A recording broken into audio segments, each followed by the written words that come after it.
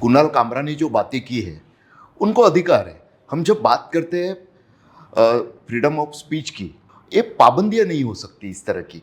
उनका भी अपना एक पावर सेंटर होता है। उनको भी लगता है कि उनके मन के मुताबिक उनके फायदे के लिए ये बातें करनी चाहिए। नाम नहीं लिया, हाँ, नाम नहीं लिया, लेकिन बता दिया हाँ, किसके लिए है। हाँ, तो उनका इंटरेस्ट जब हर्ट हो रहा है तो आगे जो कुछ हुआ वो मैं नहीं कहूंगा कि राजनीतिक समझदारी वाला या परिपक्वता वाला काम था। एकनाथ शिंदे के काफी करीबी है, सांसद है, थाने चुनाव क्षेत्र के सांसद है। उन्होंने कहा कि कुणाल कामरा तूने गलती की, तूने सांप के पूंछ पर पांव रख दिया है। आपको कोई गद्दार बोले तो ज्यादा चोट पहुंचेगी, या उसी के साथ अगर कोई सांप बोले आपको तो आपको क्या लगेगा। नमस्कार, मैं Tulsidas Bhoite. You are watching me on Be Blunt broadcast. Please subscribe and like also. Indian politics की जब हम बात करते हैं तो महाराष्ट्र जो फाइनेंशियल कैपिटल है, इसका बड़ा योगदान और नाम है। और जब जब जब हम महाराष्ट्र की बात करते हैं तो यहाँ पर हमें एक नाम बहुत जल्दी याद आता है, Bala Saheb Thackeray, a very fire brand leader of a party called Shiv Sena. एक छोटे से कार्टूनिस्ट से अपनी जर्नी को जीते हुए शिवसेना को किस तरह से उन्होंने खड़ा किया, किस तरह से अपने बेबाकी और कंट्रोवर्शियल स्टेटमेंट से किस तरह से पार्टी को सत्ता में लेकर आए। अब बाला साहब की पार्टी शिवसेना आज जो है वो इस डाउनफॉल की तरफ क्यों है, इसका विश्लेषण हम करने जा रहे हैं। शिवसेना बीजेपी से बाहर आ गई, फिर शिवसेना से बाहर आ गई। Tulsidas Bhoite ji, welcome sir on Be Blunt podcast. और एक ऐसी पार्टी शिवसेना जो बाला साहब ठाकरे के टाइम पे इतनी बड़ी और मतलब अनटच पार्टी थी, आज उस पार्टी की हालत ये होगी है कि they lost the name, they lost the symbol, they lost the identity, और मेजॉरिटी भी अब ऑलमोस्ट लूज कर चुके हैं। तो मेरा फेवरेट टॉपिक पे सबसे पहले मैं आना चाहूंगा, फ्रीडम ऑफ स्पीच 19/8। हम होंगे कंगाल एक दिन, मन में अंधविश्वास, देश का सत्यानाश। सर, कुणाल कामरा की कंट्रोवर्सी के बारे में आपका क्या मानना? देखिए, मुझे ऐसा लगता है कि एक स्टैंड अप कॉमेडियन की हैसियत से कुणाल कामरा ने जो बातें की है उनको अधिकार है। हम जब बात करते हैं फ्रीडम ऑफ स्पीच की, अभिव्यक्ति स्वतंत्रता की बात करते हैं, तो ये पाबंदियां नहीं हो सकती इस तरह की कि आप जो मुझे चाहिए वही बात कीजिए। यानी वो जो हिंदी पुराना एक गाना है, जो तुमको पसंद हो वही बात करेंगे, फिर रात को दिन कहो, दिन को रात कहो, बता दो कि रात में भी देखिए आपके राज्य में तो सूरज निकल आया है। इस तरह की बात करनी होगी दूसरों को खुश करने के लिए। दूसरों को यानी क्या कि सत्ता पक्ष को और विपक्ष में भी एक सत्ता होती है, उनका भी अपना एक पावर सेंटर होता है। उनको भी लगता है कि उनके मन के मुताबिक उनके फायदे के लिए बातें करनी चाहिए, चाहे पत्रकार हो या अब तो स्टैंड अप कॉमेडियन से भी यही अपेक्षा है। और उनकी क्या बात करें, बॉलीवुड या यहाँ की रीजनल फिल्म इंडस्ट्री की बात करें, स्टेज की बात करें, हर एक से उनको यही अपेक्षा होती है। जो लेखक है, बुक लिखते हैं, राइटर्स, उनसे भी यही अपेक्षा होती है। तो सोच के चलना ये होगा कि किसी के मन के मुताबिक या किसी को खुश करने के लिए हम अपनी बात करें या अपने दिमाग का और अपने हृदय से बात करें। मुझे लगता है जो फ्रीडम ऑफ स्पीच पे विश्वास रखता है, अभिव्यक्ति स्वतंत्रता पे विश्वास रखता है, वो जरूर यही बात कहेगा कि जो हमें बात करनी है वो करने दीजिए।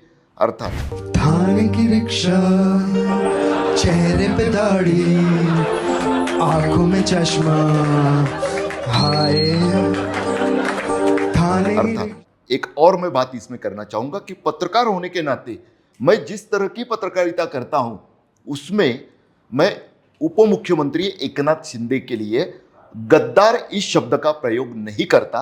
मैं बागी कहता उनको या कुछ और तरह से उनको पुकारता ये। लेकिन स्टैंड अप कॉमेडियन होने के नाते कुणाल कामरा ने जो शब्द का इस्तेमाल किया वो उनका अधिकार है। मेरी नजर से तुम देखो, गद्दार नजर वो आए, वो क्या बोलेंगे। लेकिन इसी बात को मैं आपको कट करते हुए बोलता हूँ कि जैसे हमने कुणाल कामरा का तो अभी हुआ स्किट जो भी जी। है, लेकिन इससे पहले जो है उद्धव ठाकरे की पार्टी है या उनके लोगों ने तो वो पूरे इलेक्शन भर में गद्दार गद्दार चिल्लाया। फिर क्यों नहीं उन पे अटैक हुआ, फिर क्यों नहीं मातोरी श्री पे अटैक हुआ या लोगों के बंगले पे अटैक हुआ? गद्दार जो है it's not a abusive word कि आपने किसी को गाली नहीं दिया। गद्दार मतलब आपने फ्रॉड किया है। तो फिर जो है ये अब जैसे वो सरकार में है, आप सीएम हो, डिप्टी सीएम हो, ये सारे सरकार में, तो क्या इनके लिए कुणाल कामरा एक इजी टारगेट या सॉफ्ट टारगेट था एज कंपेयर टू ठाकरेज और शिवसेना के जो सीनियर लीडर है यूबीटी के उनके? देखिए, तो पहली बात एक ध्यान में रखिए जी। कि महाराष्ट्र है, यहाँ की राजनीति कुछ थोड़ी सी अलग राजनीति है। बाकी राज्यों में आप जाओगे तो वहां पे जैसे मैंने कहा कि संभ्रांत शब्द वहां पे बागी कहेंगे, बगावत किए कहेंगे और कुछ कह सकते हैं, लेकिन इस महाराष्ट्र में अगर कोई पार्टी तोड़ता है तो उसे सिर्फ बागी नहीं कहते आम लोग, वो फिर किस शब्द का इस्तेमाल करते हैं? वही शब्द जो कुणाल कामरा ने कहा, गद्दार। वो गद्दार कहते हैं। और अभी आगे की आपको बात बताता हूं कि एकनाथ शिंदे और उनके समर्थक क्यों चिढ़ गए। क्योंकि लोकसभा चुनाव में तो उद्धव ठाकरे की शिवसेना ने उनसे ज्यादा सीटें लाई, उनका फायदा हुआ, यानी पूरे इंडिया अलायंस वाले मविया का फायदा हुआ। लेकिन जब विधानसभा चुनाव आया तो बीच के 5 महीनों में काफी कुछ हो बदल चुका था और जो मविया एमवीए गठबंधन नंबर 1 पे था, 48 में से 31 सीटें जीत कर लाया था और 45 पार की बातें करने वाली भाजपा सिर्फ 17 सीटों पर सिमट गई थी। उन्होंने 4-5 महीनों में ऐसा चमत्कार कर दिखाया कि उनको अभी तक महाराष्ट्र के इतिहास में किसी गठबंधन वाली राजनीति में नहीं मिले उतनी जगह, उतनी मार्जिन नहीं मिली। और उसका क्या, उसको किस तरह से उसको बताया गया, देखिए आप, कि उन्होंने इस तरह से उसको बताया कि देखिए अब तो लोगों के न्यायालय में फैसला हो चुका है कि असली शिवसेना कौन सी, क्योंकि मुद्दा बड़ा विवाद का था। हालांकि राजनेता है, चालाकी तो करेंगे, वो उस समय ये भूल गए कि इसी महाराष्ट्र की जनता ने 4-5 महीने पहले लोकसभा चुनाव में फिर क्या कहे कि उद्धव ठाकरे की शिवसेना सही। ऐसा नहीं होता है, वो अलग बात है, सुप्रीम कोर्ट का फैसला आना अभी बाकी है अंतिम।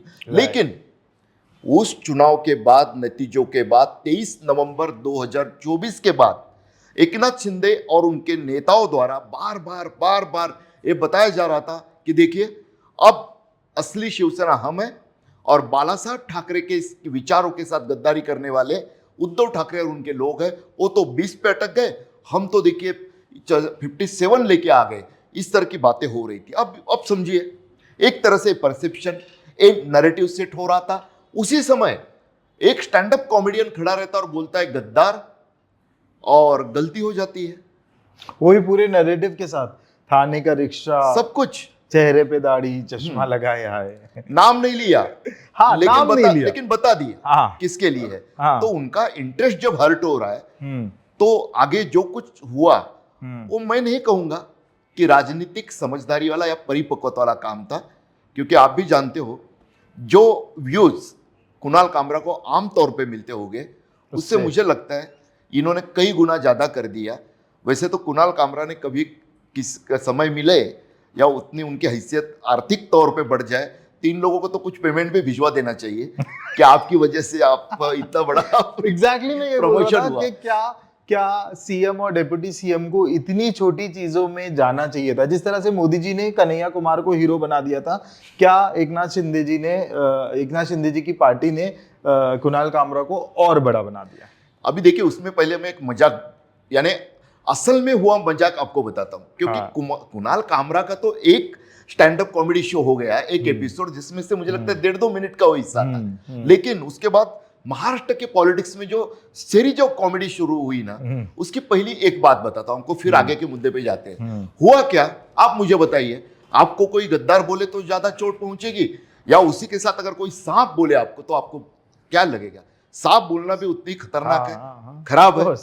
अभी आप देखिए, कुणाल कामरा का स्टूडियो तोड़ते जाके कुणाल कामरा के खिलाफ एफआईआर दर्ज करते हैं, लेकिन उनके समर्थन में बात करने के लिए सबसे पहले जो आगे आए, मेरे मित्र है, वो अच्छे मेरे उनके साथ रिश्ते हैं, लेकिन फिर भी आखिर पत्रकारिता है, जो बात है वो लोगों के सामने उस तरह से रखनी होगी। नरेश मस्के एकनाथ शिंदे के काफी करीबी है, सांसद है, थाने चुनाव क्षेत्र के सांसद है। उन्होंने कहा कि कुणाल कामरा तूने गलती की, तूने सांप के पूंछ पर पांव रख दिया है।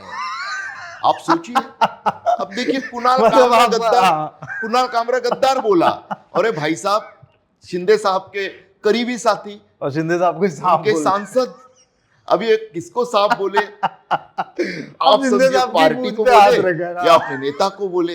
अब कितनी बड़ी ये है कि ये जो होता है ना, इस सीरीज ऑफ कॉमेडी शोज अभी शुरू है एक, लेकिन हंसी मजाक से हटकर गंभीरता पूर्वक एक बात बताना चाहूंगा कि देखिए नागपुर में जो कुछ हुआ औरंगजेब का पूरा इशू बनाते हुए, केके जी मैं पैदाइशी मुंबई करूं, महाराष्ट्र में पला बड़ा हूं, नॉर्थ में भी घुमा हूं पत्रकारिता की वजह से।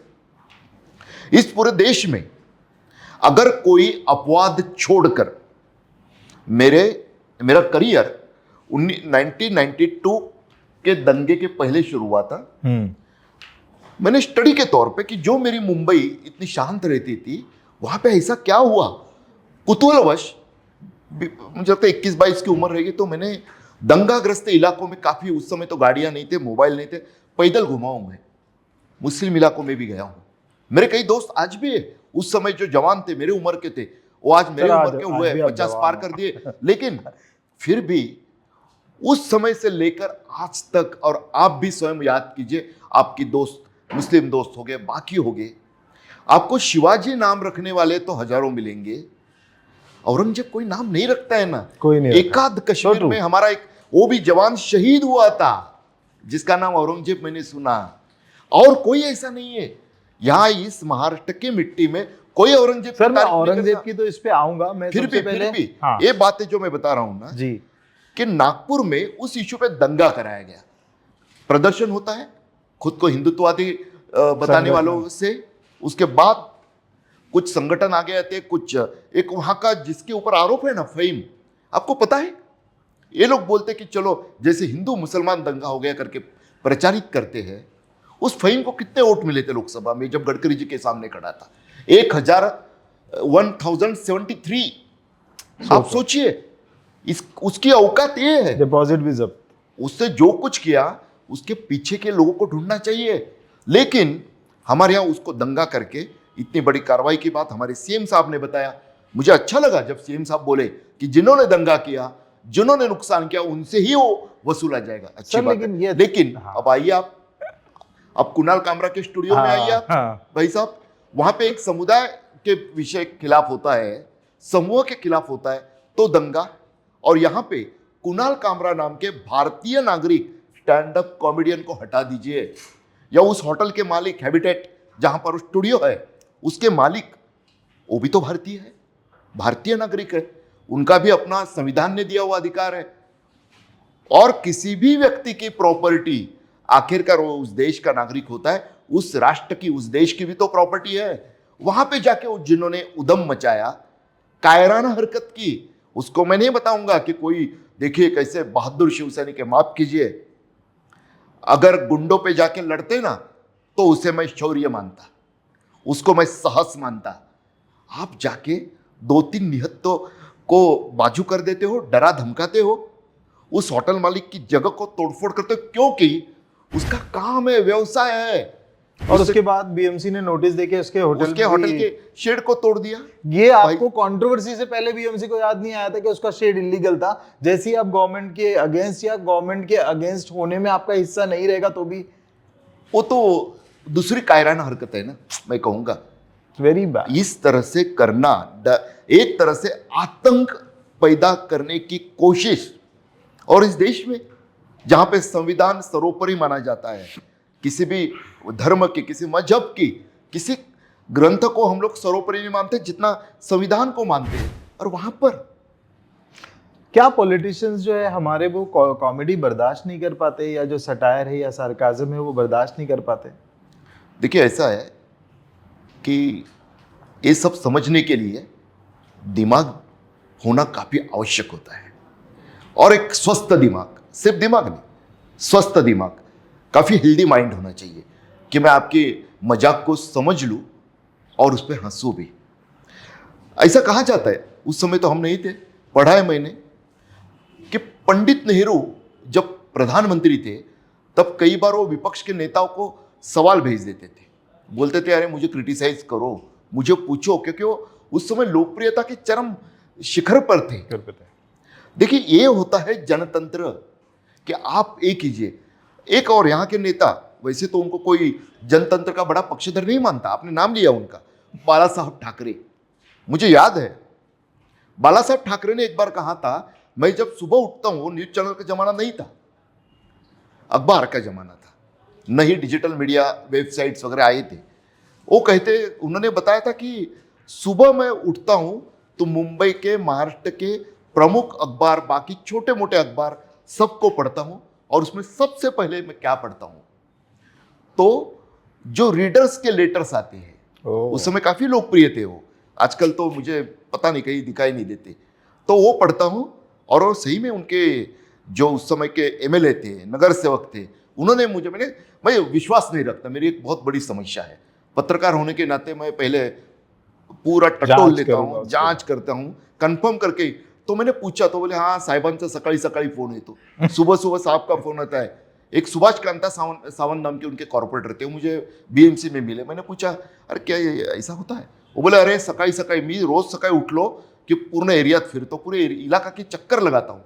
तो ये बाला साहब ठाकरे जैसा व्यक्ति भी, जिन्होंने निखिल वागले जी के ऑफिस पर उनके ऊपर अटैक हो रहा था करके उस अखबार से, महानगर से, तो उनके ऑफिस पर शिवसैनिकों ने हमला किया था। अभी अभी जो संजय राउत कुणाल कामरा के लिए लड़ रहे हैं, बड़ी बड़ी बातें कर रहे हैं, वो तो वही संजय राउत के इलाके के शिवसैनिकों ने जाकर, जब निखिल वागले आईबीएन लोकमत के पक्ष संपादक थे, तो उनके ऑफिस पर हमला बोला था।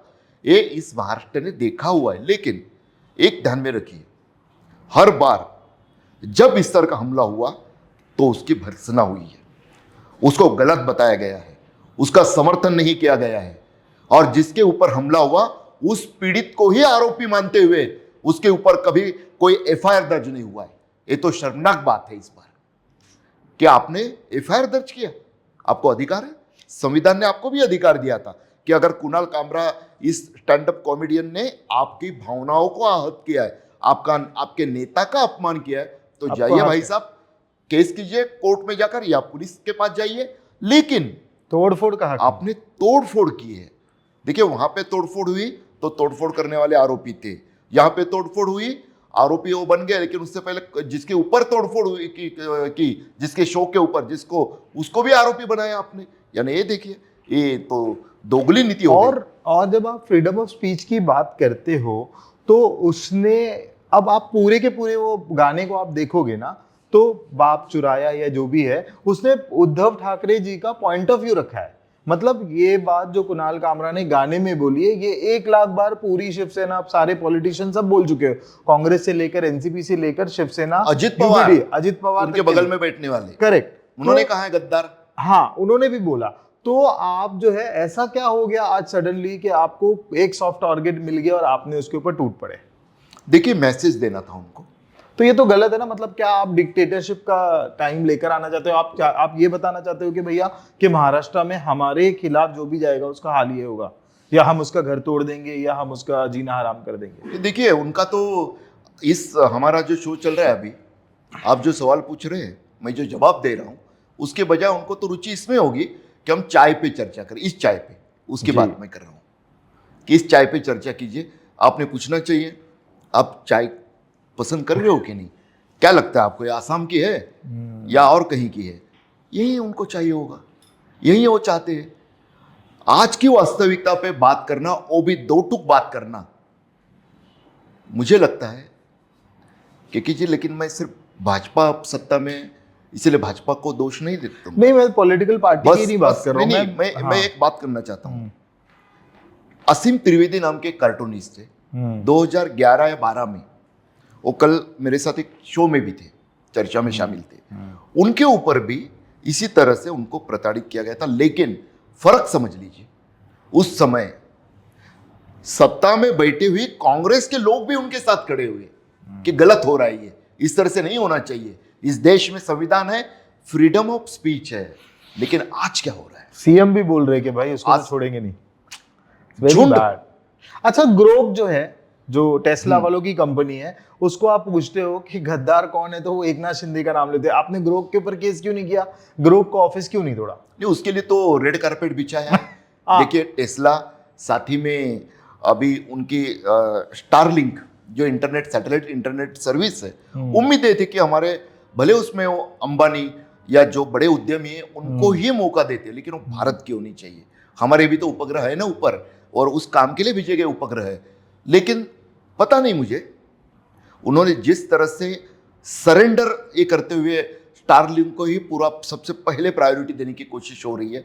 मैं कोई टेक्निकल एक्सपर्ट नहीं हूँ, मुझे भी टेक्नोलॉजी चाहिए, लेकिन मुझे ऐसा लगता है कि वहाँ पे जो रेड कारपेट बिछाने का काम हो रहा है, तो अब ये हिम्मत नहीं हो रही है क्योंकि कि मुझे लगता है कि वहां मोदी जी इन्वॉल्व है, इसीलिए ये टेस्ला को या ग्रोक को अटैक नहीं कर सकते। नहीं, देखिए, मोदी जी इन्वॉल्व है ये बात तो नहीं मैं करूंगा, ओके, क्योंकि मैं सबूतों के साथ मैं मोदी विश्वास जी रखता हूं। इन्वॉल्व इन द सेंस क्योंकि वो राष्ट्रीय स्तर की बात जी, है, वो एक कंपनी का इन्वेस्टमेंट है। हम ये कह सकते हैं हाँ कि एक उद्यमी, हाँ, अमेरिका का एक उद्यमी एलॉन मस्क अब वहां के प्रेसिडेंट के इतना करीबी हो गया है, उनको सलाह देते देते जैसे वहां पे भी आरोप लगने लगे कि वो उनके डिसीजन तक ले लेते हैं। करेक्ट। वहां पे एक जो डिपार्टमेंट बनाया गया एफिशिएंसी को जांचने के लिए, गवर्नमेंट एफिशिएंसी को, उसका भी करता धरता वही है। लोगों को नौकरी से निकाला जा रहा है, कॉन्ट्रैक्ट रद्द कर रहे हैं। मेरे यहाँ के भारत के मेरे कुछ मित्र वहाँ पे बेरोजगार हो गए क्योंकि उन्होंने वहाँ पे नीतियाँ बदल दी। ये हो रहा है, तो उस स्थिति में कहीं हम पर टैरिफ की ज़्यादा मार न पड़े, इस डर से हमारे देश के करता धरता अगर कुछ अलग रुख अपनाते दिखाई दे रहे हो तो मुझे ताज्जुब नहीं होगा।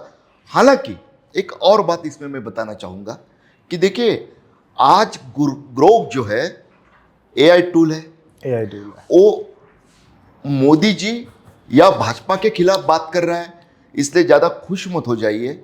देखिए, ये सब बड़ी टेक कंपनियां, गूगल हो, फेसबुक के मेटा हो, या फिर ग्रोक वाला एलॉन मस्क की एक्स कंपनी हो, वो, क्योंकि उन्होंने तो अभी वो ट्विटर की चिड़िया भी भेज डाली, वो, इनसे आप ज़्यादा उम्मीद मत रखिए। कल हो सकता है इन पे ज़्यादा दबाव आ जाए, जैसे फेसबुक ने किया, मेटा ने। वहाँ पे उन्होंने फैक्ट चेकिंग बंद कर दिया अमेरिका में, क्योंकि जितने भी राइट विंग वाले कंटेंट आता था उस पर उनको करना पड़ता था कि ये गलत है, ये फेक क्लेम है, इस तरह का। तो ट्रम्प जी खुदा के सत्ता में बैठे तो उनकी गिग्गी बन गई, और उन्होंने अब वो अपना फैक्ट चेक यूनिट बंद कर दिया। उसी तरह से अल्गोरिदम में बदलाव करके कल एक ग्रोक भाई साहब, जिनको पर हमारे यहाँ के एंटी मोदी हमारे मित्र, हमारे दोस्त ज़्यादा ही खुश है, मैं उनको आगाह करना चाहूँगा, प्लीज़, आज ग्रोक आपको खुश करने वाला कंटेंट दे रहा है, कल हो सकता है कि आपके खिलाफ का कंटेंट आना शुरू हो जाएगा, या हो सकता है वो कुछ अनर्गल, आखिरकार ग्रोक इधर उधर से सामग्री जुटाकर उनको ही काफ़ी रिफाइन करके भी नहीं कहूँगा मैं, लेकिन काफ़ी उसमें ये करके आपके सामने परोसता है। इसका मतलब ये नहीं है कि वो सही ही बता रहा है। कई बार ग्रोक के कहने में भी गलतियां हो सकती है, और कल अगर एल्गोरिदम में तब्दीलियां करके कुछ गलत आना शुरू हो जाए तो इस ग्रोक का महात्म्य जो आप बढ़ा रहे हो, ग्रोक क्या, देखिए ग्रोक ने सच्चाई बता दी, ग्रोक ने कहा एकनाथ शिंदे गद्दार, ग्रोक ने कहा कि भाजपा कैसे देश विरोधी है, मत, सावधान हो जाइए, गलती मत कीजिए। आप इसका इतना बखान मत कीजिए जैसे टाटा ब्रांड का कि T for trust, T for Tata, उस तरह से मत कीजिए। यहाँ पे अल्गोरिदम का खेल है, कल कुछ अगर बदलाव होता है उनके पूरे पीछे के इसमें, तो हम लोग मुश्किल में आ सकते हैं। हमारी अपनी बुद्धि का उपयोग करके एक ही बात कहूँगा मैं के भाई, कि हम लोग को सब आउटसोर्स करना चाहिए। आजकल सब करना होता है, हमारे पास की हाउस कीपिंग, हमारे पास की ड्राइवर सर्विस, सब कुछ आउटसोर्स होती है। लेकिन मैं यही कहूँगा, don't outsource your thought process. Sir, मैं ना संक्षेप में जानना चाहूँगा कि ना, जैसे अभी कुणाल कामरा का केस एफआईआर हो गया है, इवन ही टोल्ड कि भैया मैं माफी तो नहीं मांगूंगा, क्योंकि उसको अपने कॉन्स्टिट्यूशनल राइट्स पता है। और अब इस केस का क्या होगा आपको मोटा मोटा लगता है? देखिए केस में अब पुलिस तो किस हद तक जा सकती पुलिस है, या ने- कोर्ट में जाके क्या किरकिरी होगी? पुलिस ने उनको आने के लिए कहा हुआ है, हाँ। उनको आना होगा, वो कोर्ट से राहत ले सकते हैं हम्म। जाके। साथ ही में आगे जाकर देखिए इसमें तो 7 साल से ज्यादा सजा का प्रावधान नहीं है जो धाराएं लगाई गई है, जो मैंने सुना। मैं बट कोई सजा legal हो सकती है। बट देखिए ऐसा है कि जो शब्द का उपयोग किया गया है वो अभी एक ताज्जुब की बात आपको बताता हूँ जो कल मुझे पता चली। हमारे पार्लियामेंट में इस शब्द को असंसदीय बताया गया है। अच्छा। आप पार्लियामेंट में स्पीच देते समय गद्दार शब्द का इस्तेमाल नहीं कर सकते। बट वो यहाँ किया है विधानसभा में। उधर तो नहीं है, वहां की लिस्ट मैंने कल देखी। अच्छा जी, तो मुझे ऐसा लगता है कि कोशिश ये जरूर होगी कि उनके खिलाफ सबूत, उनके कैसे भावनाएं आहत हो गई, उस तरह के विटनेस, क्योंकि मोदी जी को तानाशाह भी बोला है। जी हाँ, लेकिन देखिए उसका मुद्दा नहीं बनाया, नहीं बनेगा। उन्होंने और भी कुछ बातें कही हैं। हालांकि उसमें से हर बात आपको मुझे रास सर, है लेकिन या मुझे एक किसी बात के बताइए। फिजिकल इसके बारे में कमेंट करना कितना किसी को रास है, ये बात अलग है। लेकिन फिर भी एक बात कहूंगा मैं कि पॉलिटिशियंस पे अगर कोई क्रिटिसाइज करता है तो उसको काफी हेल्दी इससे लेना चाहिए। आपको सुनने की भी आदत होनी चाहिए कि हम क्यों भाई क्रिटिसाइज कर रहे हैं, कुछ गलतियां मेरे से हो रही है क्या, तो आगे जाकर कोर्ट में क्या होगा इसके ऊपर अनुमान लगाना ठीक नहीं होगा। लेकिन अगर इन लोगों ने तय किया करके कुछ सबूत पेश किए, कुछ विटनेस खड़े किए, तो लोकल कोर्ट में उनको थोड़ी तकलीफ जरूर हो सकती है। हालांकि अपर कोर्ट में मुझे नहीं लगता अब तक के अनुभव के आधार पर कि ये गाने का केस एक व्यंग गाना है ये, उसका केस इतना ज्यादा मजबूत व्यंग है। हाँ व्यंग वही है। कि वो कोई- अपने अपने और कुणाल कामरा ने अपना होमवर्क भी तो किया होगा, उसको तो पता है। लास्ट में वो कॉन्स्टिट्यूशन की कॉपी दिखा रहा है, मतलब ही इज मेंटली प्रिपेयर। नहीं, और देखिए बात यही है कि आखिरकार आप आपके लेवल पे काफी कुछ कर जा पाओगे, उस लेवल पे उच्चतम न्यायालय के स्तर पर और उच्च न्यायालय के स्तर पे भी ज्यादा कर पाएंगे ऐसा मुझे लगता नहीं है।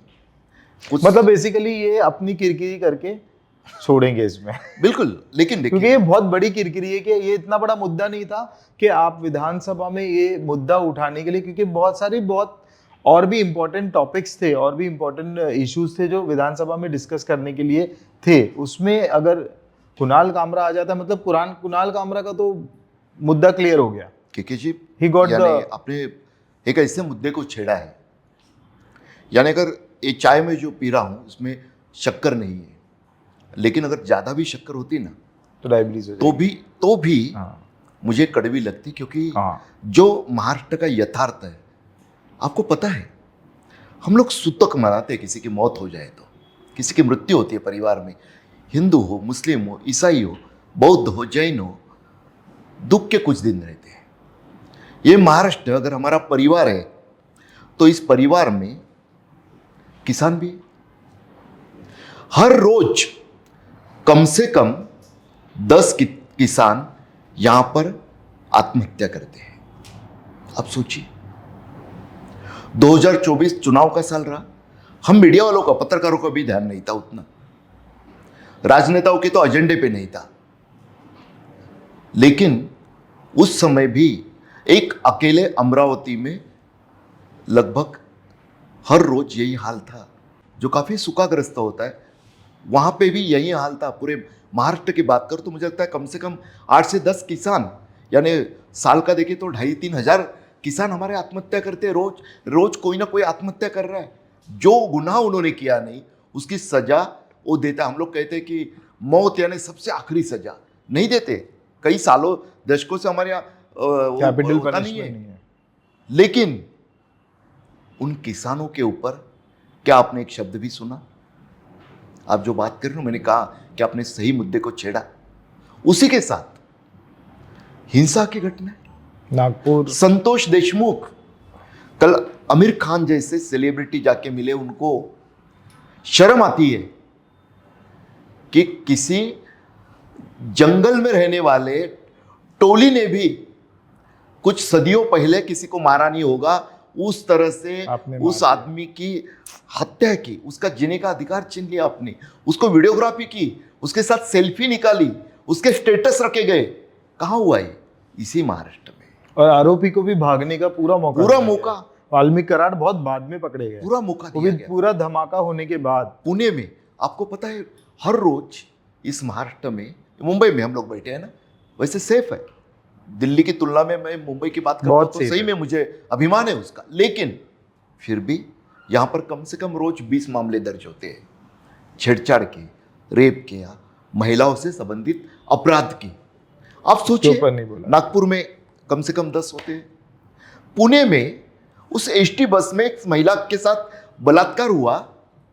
हमारे होम मिनिस्टर स्टेट वहां पे पहुंचे, योगेश कदम, युवा है, उनके पिताजी रामदास कदम के साथ मेरे बहुत अच्छे ताल्लुकात है, लेकिन शर्म आती है जब एक मंत्री वहां जाते हैं। देखिए उस समय आरोपी पकड़ा नहीं गया था, गाड़े नाम का। उस समय वो बताते हैं देखिए ऐसा है कि उस महिला ने कोई प्रतिकार नहीं किया। भाई साहब आपको किसने बताया? मेडिकल रिपोर्ट बता रहा है कि उस महिला के साथ 2 बार बलात्कार हुआ, और ये हमारे मंत्री कहते हैं कि उसने प्रतिकार नहीं किया। यानी आप कहना क्या चाह रहे थे कि बस उसने अपने मर्जी से उसके साथ रिलेशन बना लिए? सोचिए, ऐसे कहते हुए इनको शर्म नहीं आई, या फिर उनको ये जानकारी देने वाले पुलिस वाले उस आरोपी से मिले हुए थे जो तब तक पकड़ा नहीं गया था? वही बता सकता है कि इसने प्रतिकार किया कि नहीं। महिला तो नहीं कहेगी ना। राइट। और उसमें एक बात बता के मैं अगले इस पे जाता हूं। एक महिला नेता अजित पवार के पार्टी की, रूपाली ठोंबरे, उन्होंने कहा कि उस महिला का पैसे को लेकर कुछ झगड़ा हुआ, उसके साथ लेन देन को लेकर, वो रिलेशन बनाने के लिए, तो उसने वो मामला बना है। अभी किसने बताया इन मैडम को? तो उन्होंने कहा मुझे पुलिस अधिकारी ने बताया, देखो इसका फोटो। अभी तक उस पुलिस अधिकारी को नौकरी में क्यों रखा है भाई साहब आपने? क्योंकि अभी उसका आरोपी का वकील बता रहा है ये तो मैंने जानबूझ के भ्रम फैलाने के लिए काम किया, क्योंकि मेरे आरोपी को, मुवक्किल को सहानुभूति मिले। ऐसे लोगों पे तो कार्रवाई होनी चाहिए, उनको तो उस रेप केस में को-अक्यूज बनाना चाहिए। लेकिन हमारे महाराष्ट्र में ये सब कुछ सहा गया है। इतना गलत सब कुछ हो रहा है। ये मुद्दे आपको सुनाई दिए? नहीं, शायद असेंबली गवर्नमेंट सेशन ने, चल रहा था। हाँ शायद गवर्नमेंट ने कुणाल कामरा को इसीलिए हाइप किया था कि उनको किसी चीज का जवाब ना देना पड़े। काफी कुछ मुद्दे वैसे ही लाए गए, काफी मुद्दे। औरंगजेब का क्या था? कौन औरंगजेब? कौन उसकी पूजा करता कोई है? लेना देना नहीं है। किसी को नहीं है। वहां पे और एक फकीर का स्थान है, वहां पे लोग जाते हैं औरंगजेब के लिए। एकाध दूसरा कोई ओवैसी या फिर ये अबू अजमी की जान जलती होगी। प्रकाश अम्बेडकर गए थे। आम प्रकाश आंबेडकर गए थे, क्योंकि उनको अपनी राजनीति खिचड़ी पकानी है।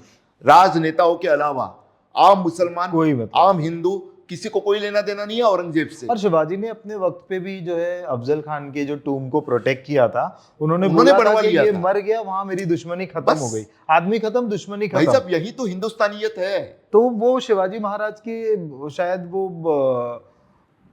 मैसेज को भी ये भूल चुके हैं ये लोग।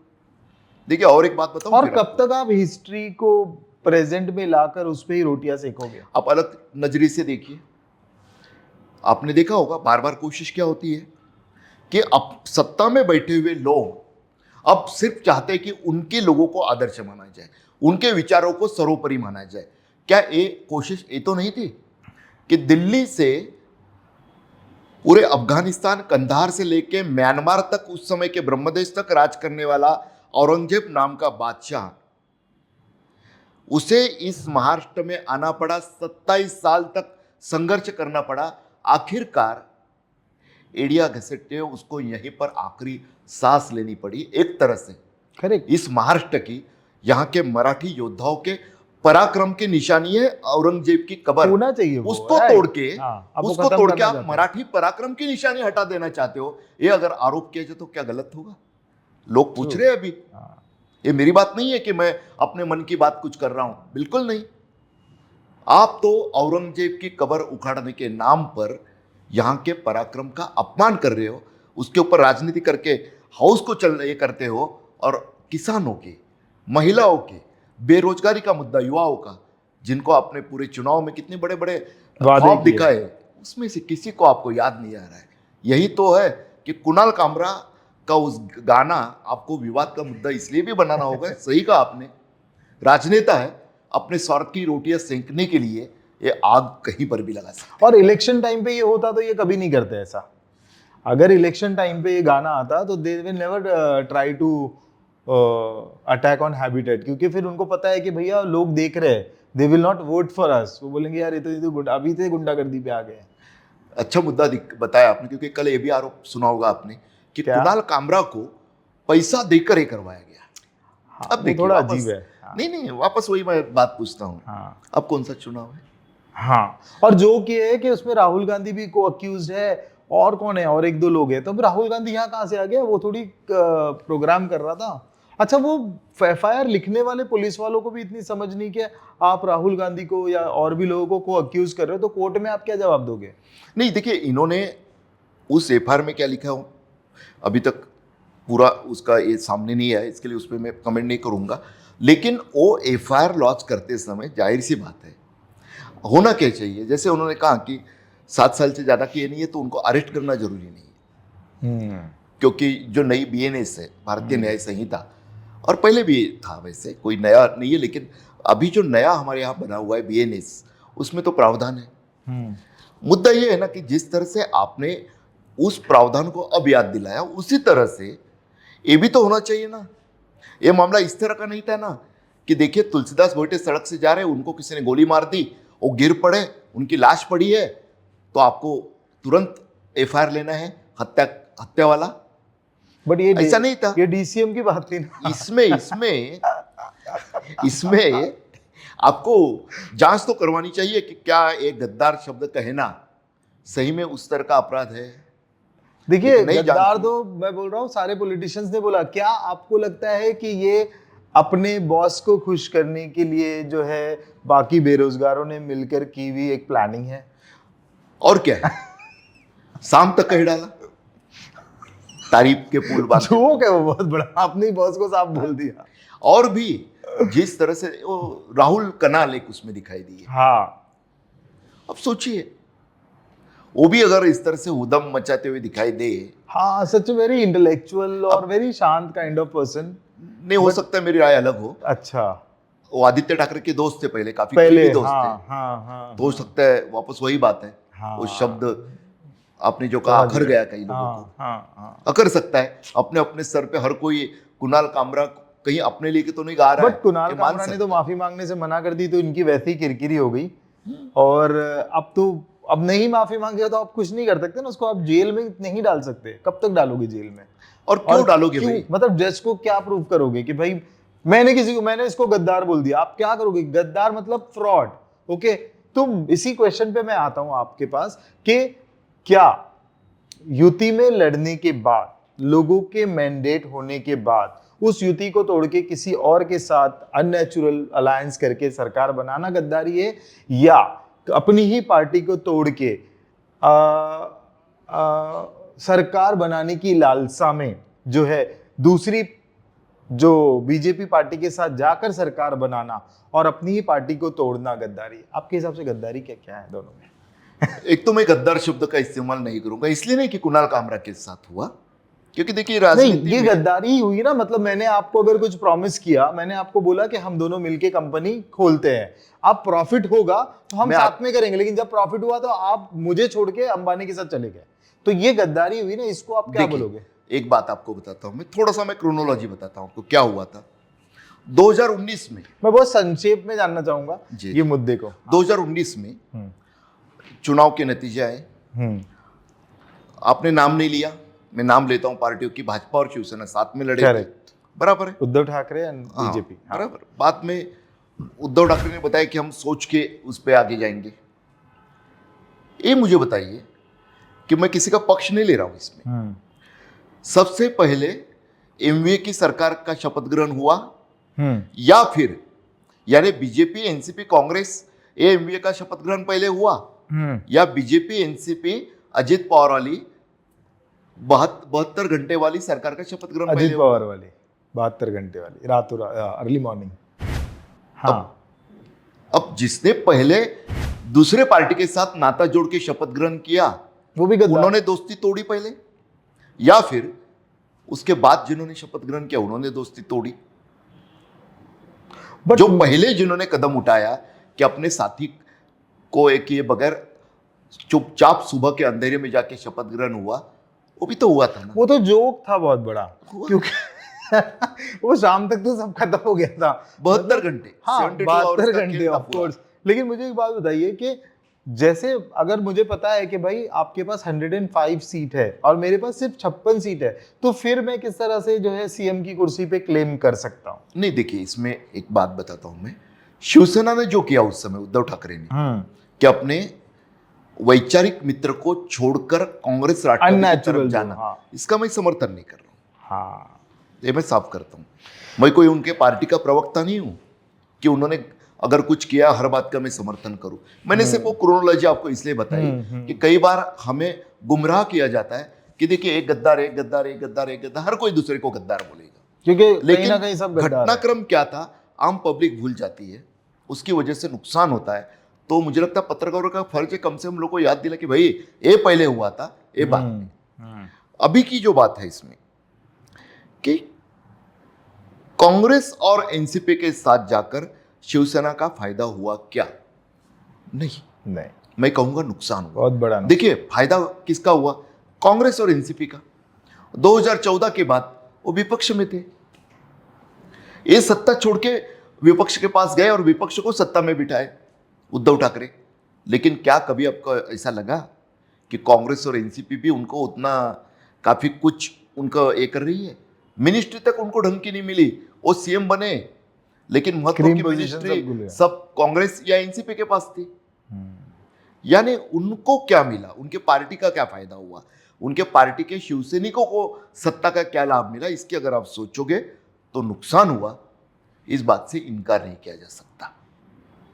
हालांकि इसी के साथ और एक मैं बात बताना चाहूंगा, ये आम शिवसैनिक कहे तो बेहतर है, तो उसको अधिकार है ये कहने का कि कैसे नुकसान हुआ पार्टी का। एकनाथ शिंदे या उनके साथ में अब मंत्रिमंडल में बैठे हुए जो मंत्री है, वो अगर ये कहते हैं तो गलत है, क्योंकि ये सभी लोग वही लोग हैं जिन्होंने उनके साथ में सत्ता अब का फडणवीस सुख के भोगा साथ है। शपथ ग्रहण लिया है और उस समय वो कांग्रेस और एनसीपी के नेताओं के बगल में बैठ के वो भी 2.5 साल थे। सत्ता की मजा ले रहे थे।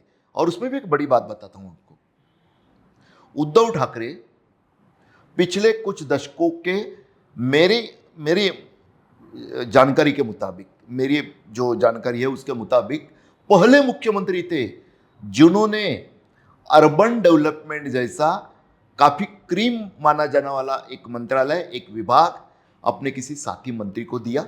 उस मंत्री का नाम था एकनाथ शिंदे। नगर विकास बहुत नगर important विकास portfolio है। बहुत इंपॉर्टेंट है। हाँ, वहां पे बदनाम हुए बगैर काफी कुछ फायदा मिल और जाता कोई है। सीएम छोड़ता नहीं अपोजिशन, कोई नहीं। अब तो देवेंद्र जी को उनको देना पड़ा। मजबूरी वश, क्योंकि सब अपनी मर्जी नहीं चलती, कुछ तो शाह देना साहब की भी पड़ेगा, चलती है हाँ।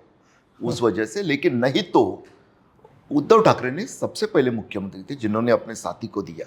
और एकनाथ शिंदे भी हो सकता है कभी ये बात कबूले। तो ये जो पूरा खेल है ना, इसमें कौन गलत कौन सही, ये तो अपने अपने दृष्टिकोण पे है। मैं यहाँ पे बैठा हूँ तो मुझे चेहरे का आपका ये हिस्सा दिखाई दे रहा है, वहां पे बैठे हुए आदमी को वहां का But दिखाई दे क्या आपको लगता है कि senior politicians like Eknath Shinde और दिस गट, इनको कोई ये आदित्य ठाकरे या वरुण सरदेसाई जैसे लोग कंट्रोल कर सकते थे? ऐसा हुआ होगा आपको लगता है? मैं ये नहीं कहूंगा कि आदित्य ठाकरे उनके मंत्रालय में नहीं गए थे। मैं ये भी नहीं कहूंगा कि उन्होंने कभी उनकी फाइलें नहीं देखी होगी। लेकिन ये कहा नहीं होता है। आप कभी केंद्र में बैठे हुए मंत्रियों से या पूर्व मंत्रियों से बात कीजिए, क्या उनको पूरा निर्णय का अधिकार है? पूछ लीजिए। या अभी की मिनिस्ट्री पे क्यों नहीं आक्षेप? यहां की मिनिस्ट्री में अभी तो देवेंद्र फडणवीस साहब ने सभी मंत्रियों को सबसे पहला आदेश दे दिया कि आपके पीए भी मैं तय करूंगा, तो मैं उनका रिकॉर्ड चेक करूंगा, स्क्रूटिनी करूंगा, उसके बाद आपको हाँ या ना बताऊंगा। अब मुझे बताइए ये क्या है? दूसरी बात, अजित पवार के ऊपर भी निशाना साधा जाता था उस समय, यही अजित पवार थे कि फंड का आवंटन नहीं करते, या ये इन्होंने पूरे एनसीपी का फायदा करके रखा है। अभी क्या है, अब कैसे हो रहा है? वही है, वही अजित पवार है। मतलब बेसिकली अगर मोटा मोटा माना जाए तो ये बोला जा सकता है कि बीजेपी, मतलब बीजेपी का हमेशा से एक हिस्ट्री रहा है इंडिया में कि वो रीजनल पार्टी को खत्म करती है। तो क्या बीजेपी ने शिवसेना को एक हद तक, मतलब ऑलमोस्ट खत्म की कगार पे ले आया with the help of Sharad Pawar? Unknowingly बोल दीजिए, मैं नोविंगली नहीं बोल रहा हूँ कि शरद पवार मैं काफी सभी हेल्पफुल हो आपने गए जो जो नाम लिए, हाँ। उन सभी नामों का जिक्र करते करता हूं मैं बात करता हूं। हाँ, देखिए, एक बात तो ऐसी है कि भाजपा के साथ ये आरोप लगता रहा है कि जो भी दल उनके साथ रहते, चाहे फिर हरियाणा में आप जाइए, आप यूपी में जाइए, आप बिहार में जाइए, आप बगल के गोवा में जाइए, वहां पे एक दल हुआ करता था। महाराष्ट्र में बैठे तो बगल की बात बताता हूं आपको केस स्टडी के तौर पर, महाराष्ट्रवादी गोमंतक पक्ष, एमजीपी, और टॉप का दल होता था। एक तो कांग्रेस या एमजीपी, ये दोनों में से एक कोई सत्ता में आते थे। उन्होंने भाजपा के साथ गठबंधन किया। अभी की स्थिति है कि वो भाजपा के गठबंधन का हिस्सा है, 1-2 एमएलए के साथ, 2-4 एमएलए रहेंगे कुछ। ये है बगल का उदाहरण है, ज्यादा दूर नहीं, बहुत लेके जल्दी जाता हूं मैं मर्ज भी हो जाए। अब आता हूं मैं महाराष्ट्र में।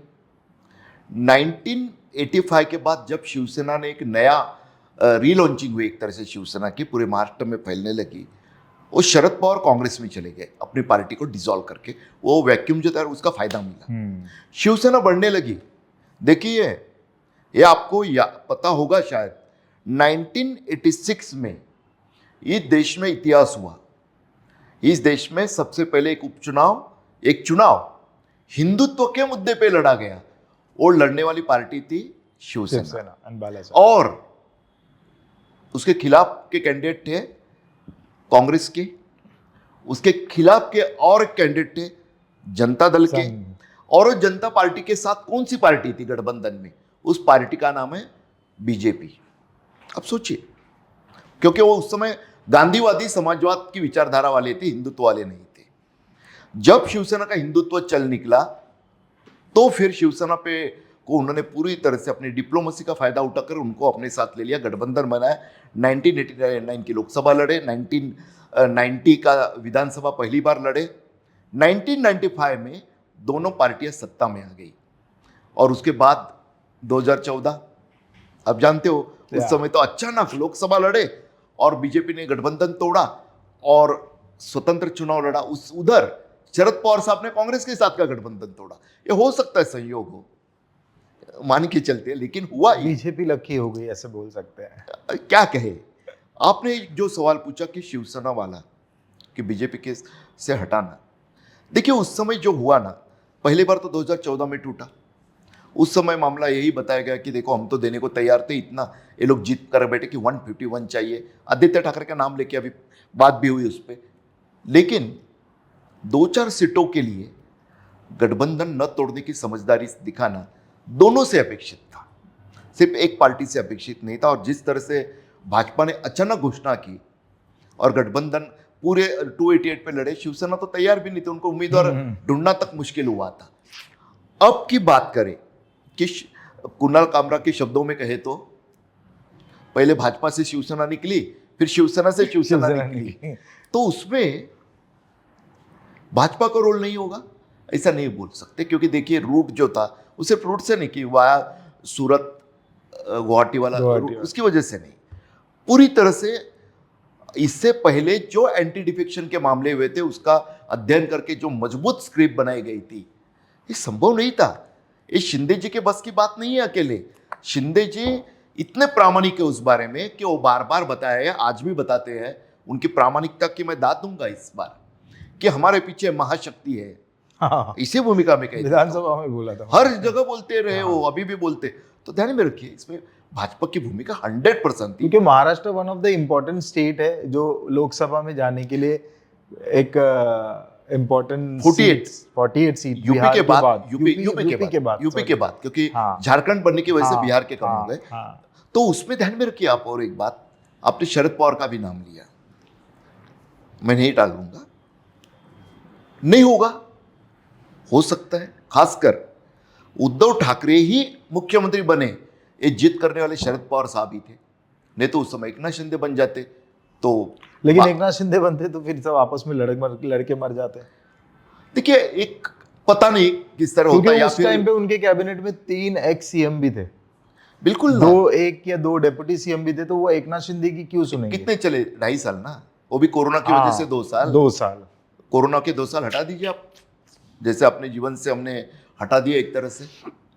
तो देखिए, राजनीति में हर खेल हो सकता है यहाँ लेकिन कोई भी एक अछूत छोटी नहीं है। बात मैं आपको बताता जी। हूँ। आपने शुरुआत में एक बात की कि क्या शिवसेना हाशिए पे चली गई क्या? आप दोनों शिवसेना के वोट परसेंटेज मिला लीजिए, आप दोनों शिवसेना के अगर सीट्स मिला ले तो 77 हो जाते हैं। नंबर 2 की पार्टी वही रहती है, अकेले में भी और इस तरह से भी हम करें तो। राजनीति में आखिरदार विचारधारा का जो ये होता है, आने वाले कल में क्या होगा ये बता नहीं जा सकता। स्क्रिप्ट लिखने वाले कई बार स्क्रिप्ट बदल भी देते हैं, कुछ और भी हो सकता है। उस स्थिति में क्या होगा ये अब कहना मुश्किल है, क्योंकि देखिए, जैसे राज ठाकरे की पार्टी का एक भी एमएलए नहीं है, लेकिन मैं ये कहूँगा कि राइट ऑफ नहीं करना चाहिए। कोई इंसान या कोई पार्टी, कोई भी, कोई लेजर एंट्री नहीं है, कोई फाइनेंशियल एंट्री नहीं है कि उसको राइट ऑफ कर दिया आपने। कभी भी कोई भी पुनर्जीवित हो सकता है, बड़ा हो सकता है। कई उदाहरण हमने देखे हैं। 8 एमएलए वाली भाजपा दिल्ली में सत्ता में बैठी है अच्छी मेजोरिटी के साथ, ये होता है। 2 एमपी वाली भाजपा अब इस तरह की सत्ता में है, और 2 चुनाव बहुत अच्छे अकेले के दमखम पे जीतने वाली भाजपा इस बार 240 पे पहुंच गई है। अल्पमत की सरकार चला रही है एक तरह से। तो कुछ भी हो सकता है, असंभव कुछ नहीं होता, इस बात पे मैं यकीन करता हूँ। राजनीति तो बिल्कुल नहीं। सर, मैं बहुत शॉर्ट में एक चीज का आंसर जानना चाहूंगा कि दिशा सालियन जो सुसाइड है, क्या आपको लगता है कि उसमें आदित्य ठाकरे कहीं से इन्वॉल्व है? और है तो why government is not showing there cards? And Aditya Thackeray upfrontly क्यों नहीं जाके बोलते कि भैया कर लो, आपको जो इंक्वायरीज करनी है मेरे बारे में? देखिए, इन पूरे मामलों को मैंने काफी करीब से देखा। जब सुशांत सिंह राजपूत का केस हुआ उस समय भी काफी बवाल मचाया गया। पहली बार ऐसा हुआ कि जिस राज्य में हुआ वहां से केस निकालकर दूसरी राज्य के कहने पर सीबीआई को सौंपा गया। चमत्कार हुआ था, गलत था, एक तरह से संविधान के खिलाफ था, लेकिन हुआ। सीबीआई का रिपोर्ट क्या आया है? सुसाइड। कुछ बराबर है। अब उसी से ताल्लुक में दिशा सालियन को आप सोचिए। मैं आदित्य ठाकरे को कोई कैरेक्टर सर्टिफिकेट देने के लिए यहाँ बैठा नहीं, मैं अथॉरिटी नहीं हूँ। उस व्यक्ति को, उस नेता को मैंने जो देखा हुआ है, उस आधार पे मैं बात करूंगा कि उस व्यक्ति का नेचर। एक छोटी बात आपको याद दिलाता हूं मैं। बालासाहब ठाकरे के जमाने में जो शिवसेना थी, जिसको उद्धव ठाकरे ने काफी हद तक बदलाव लाया, बालासाहब ठाकरे के शब्दों में कहे तो हमारा संगठन था, उद्धव ने उसे पार्टी बनाया। उसी शिवसेना की हर बार हम लोग स्टोरी करते थे। क्योंकि आपको याद होगा 14 फरवरी को वैलेंटाइन डे, आज कहां उधम मचाने वाले हैं? नहीं है। गुलाब छीनने वाली शिव सैनिकों को गुलाब देने वाले शिव सैनिक बनाने का काम जिस नेता ने किया, उसका नाम आदित्य ठाकरे है। ये कोई, वापस कहता हूं, उनके लिए कोई कैरेक्टर सर्टिफिकेट नहीं है, लेकिन उनके स्वभाव को देखते हुए और साथ ही में दिशा सालियन के मामले में जो अभी तक का घटनाक्रम रहा, क्रोनोलॉजी रही, उसका अगर हम लोग सोचे क्या था, उनके माता पिता स्वयं जो भी पिटीशन लेके गए, मुझे ताज्जुब हो रहा है, उन्होंने मीडिया पे आरोप लगाया था कि आप बदनाम कर रहे हो मेरे बेटी को। राणे और उनके साथ कि वो जा चुकी है, उसको शांति से, उनके बाइट अभी भी उपलब्ध है। जांच तो ये होनी चाहिए कि बीच के दिनों में उनकी किन के साथ बात हुई।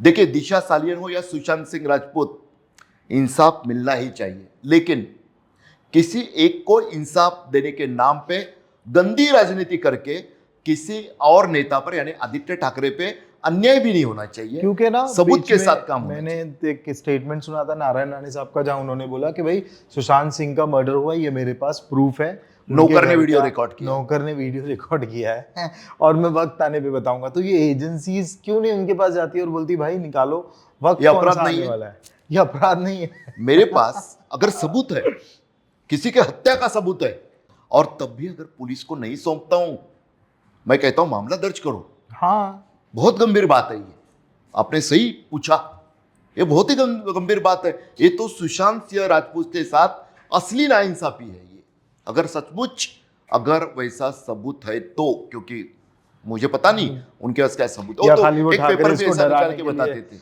मुझे बताइए, अगर यही हरकत कोई नॉर्मल आदमी, आम आदमी अगर कर दे और वो बोले कि मुझे XYZ का सबूत है मर्डर का, लेकिन मैं अभी नहीं दूंगा सही वक्त पे, तो क्या ये सिस्टम मानेगा उसकी बात को?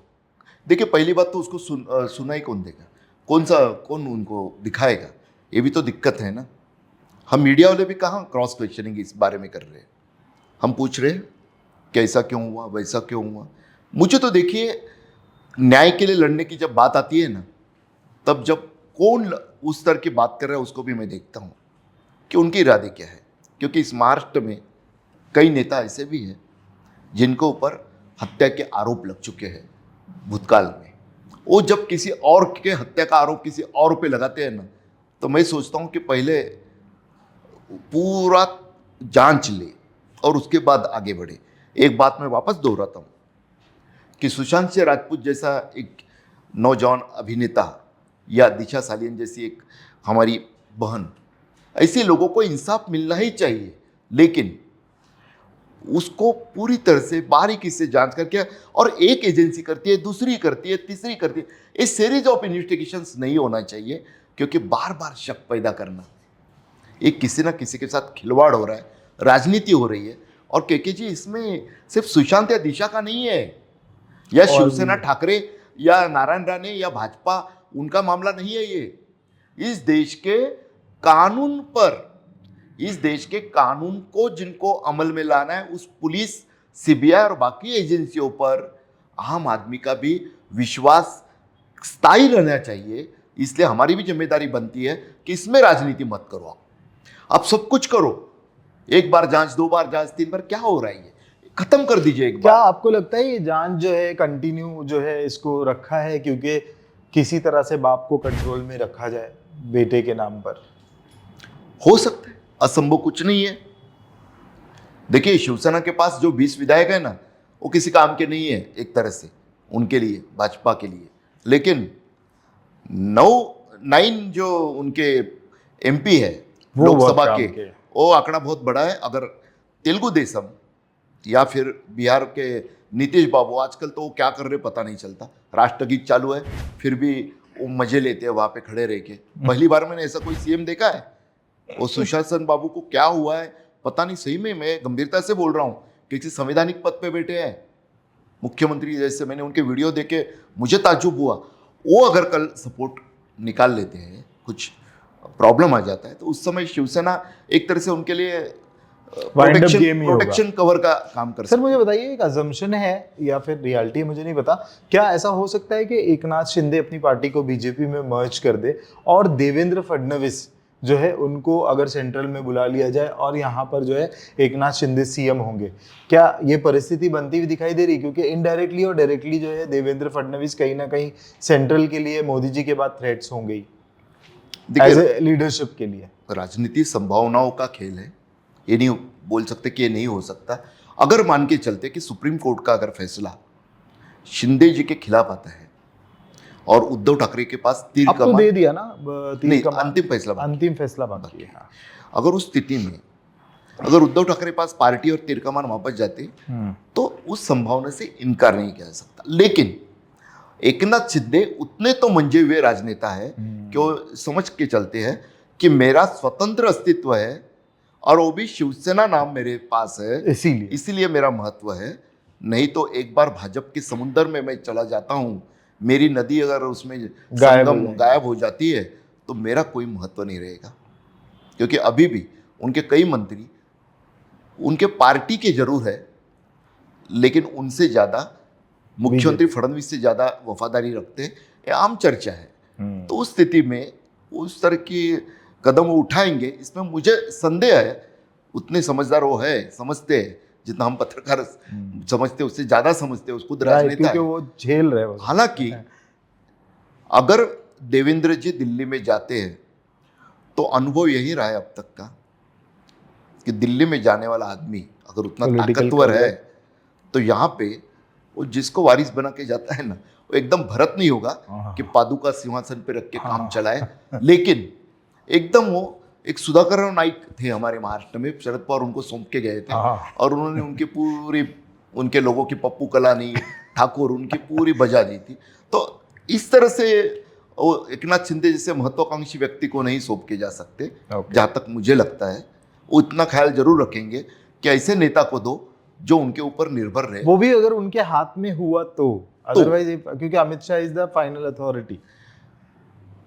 देखिए वापस वही बात है कि अगर वैसा होता तो देवेंद्र जी मुख्यमंत्री नहीं बनते।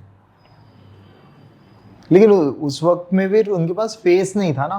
नहीं, देवेंद्र जी के अलावा आपके नहीं, पोल, चर्चा एग्जिट पोल्स से जो- लेकर सारे सीएम पोल्स, ये सब में देवेंद्र जी का देखिए, मानिए या ना मानिए, Devendra Fadnavis is one of the potential CM face for Maharashtra.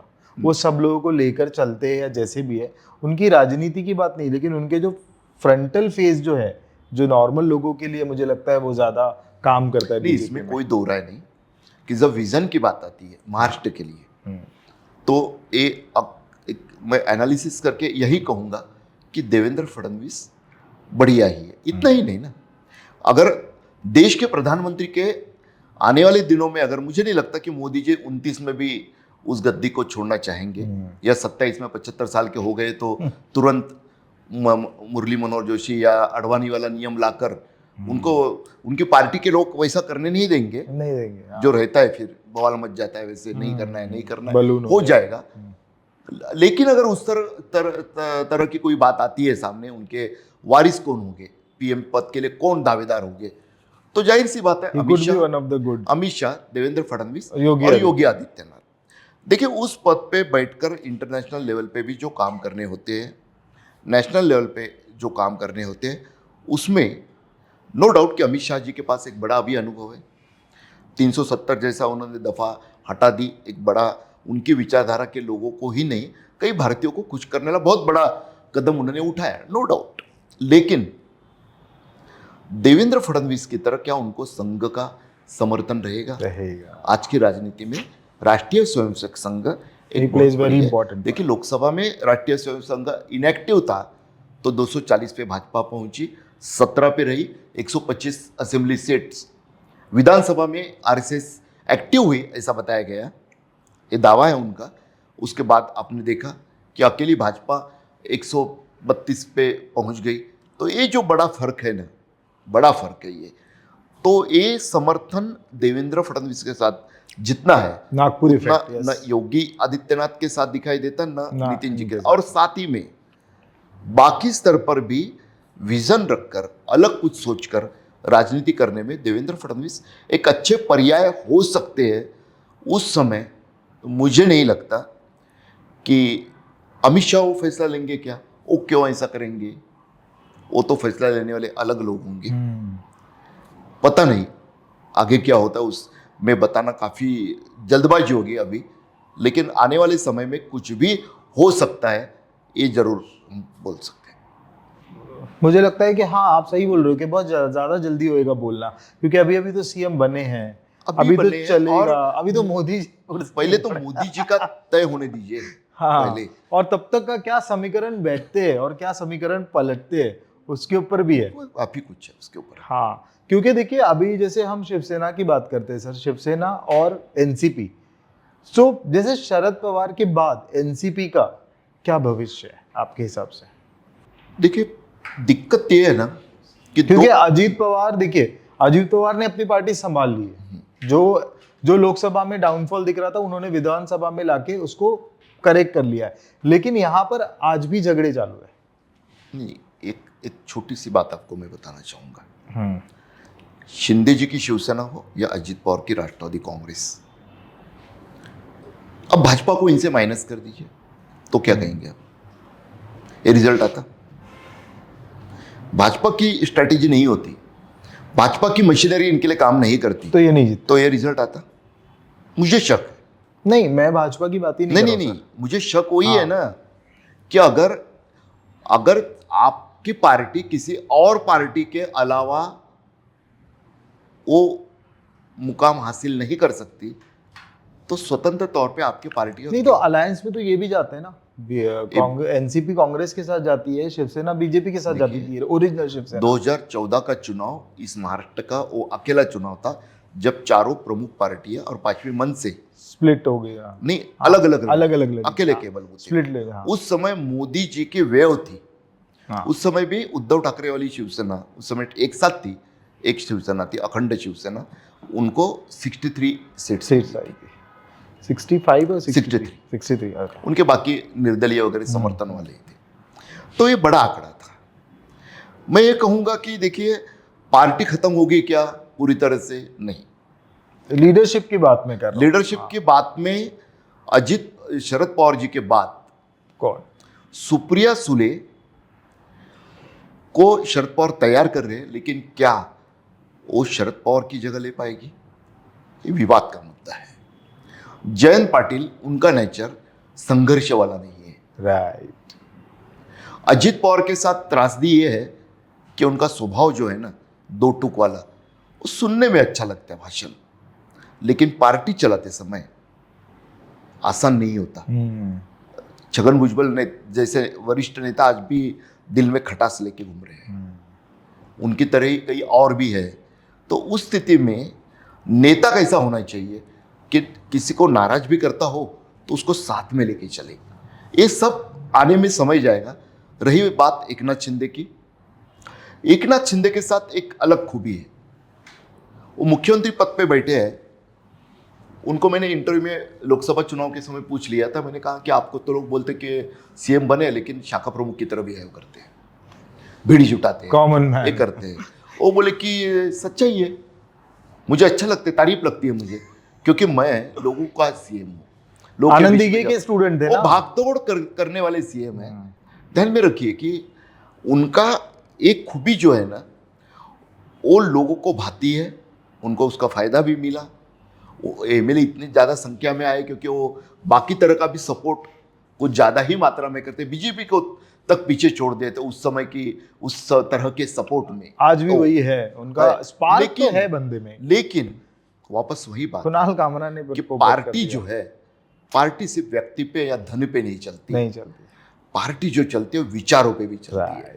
और जहां विचारों की बात आती है, आइडियोलॉजी की बात आती है, वहां पे अजित पवार या एकनाथ शिंदे कितनी वो जिम्मेदारी को निभा पाएंगे, इस पे मुझे थोड़ा संदेह। कि देखिए आपकी पार्टी चलाते समय हर बार अगर किसी दूसरी पार्टी की, भले वो आपकी दोस्त पार्टी है, उनके नेताओं का बखान करते रहे अमित शाह या नरेंद्र मोदी जी का, तो एकनाथ शिंदे क्या ले दूर के खिलाड़ी नहीं। हाँ, और मुझे लगता है कि ना अगर बीजेपी को माइनस कर दो तो अजित पवार और एकनाथ शिंदे कभी भी अलायंस में नहीं आएंगे, साथ में नहीं आ सकते, ऐसा लगता है। लेकिन क्योंकि अभी कुणाल कामरा के मामले में अजित पवार ने स्लैम कर दिया सीधा कि भैया तुमको क्या जरूरत थी, कानून है। औरंगजेब मामले में क्यों?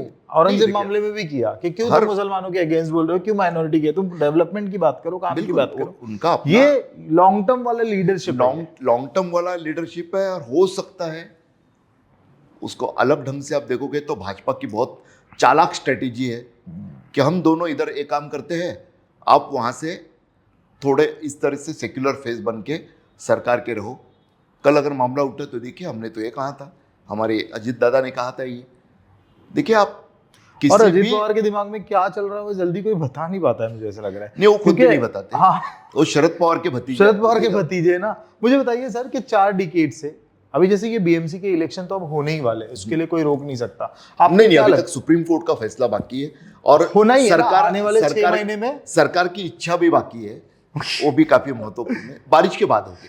हाँ, तो अगर बारिश के बाद इलेक्शन होते हैं तो आपको क्या लगता है कि शिवसेना जो यूबीटी बाला साहब वाली शिवसेना है, क्या वो वापस मुंबई में पावर में आएगी? क्योंकि 40 साल आई गेस 4 डिकेड में जो है रोड के पैटहोल्स का मामला हो या फिर वाटर लॉगिंग का हो, ड्रिंकिंग वाटर का हो, या फिर और सारे मुद्दे जो है बेसिक मुद्दों पे, वो आज तक जो है उद्धव ठाकरे और उनकी पार्टी ने एड्रेस नहीं किए। तो आपको क्या लगता है?